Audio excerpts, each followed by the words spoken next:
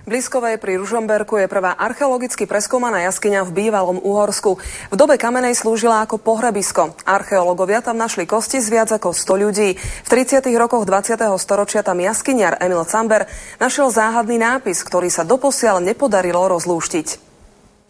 Liskovská jaskyňa je jediná s tunelovým vstupom na Slovensku. Okrem vstupu je jaskyňa jedinečná hlavne z archeologického hľadiska. Nápis bol objavený v prerážke horného vchodu. Nápis sa do dneskajších čas nepodarilo nikomu rozlúštiť. Na niektorých kostiach nájdených v jaskyni sú známky sekania a obhorenia. Archeológovia predpokladajú, že kosti môžu byť aj pozostatkami kanibalizmu v dobe kamennej. Z tejto siene pochádzajú archeologické nálezy. Vykonával sa tu prvý speleoarcheologický výskum v bývalom Uhorsku. Kosti sú v jaskyni takmer všade, kde sa pozriete. Jaskyniarom sa dokonca podarilo poskladať kompletnú kostru. Kostlivca žartovne volajú víťaz minuloročnej schovávačky. V jaskyni je aj kaplnka. V tvrdom komunizme to tu niekto rozbil.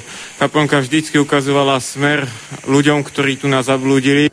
Archeológovia v jaskyni objavili aj cenné archeologické nálezy, napríklad najstaršiu medenú plastiku z domácneného zvieraťa. Takáto metalurgia v tomto období na tomto území neexistovala, takže niekto to tu niekedy v praveku musel vymeniť s kupcami z ďalekej Mezopotámie, z dneskajšieho Iraku.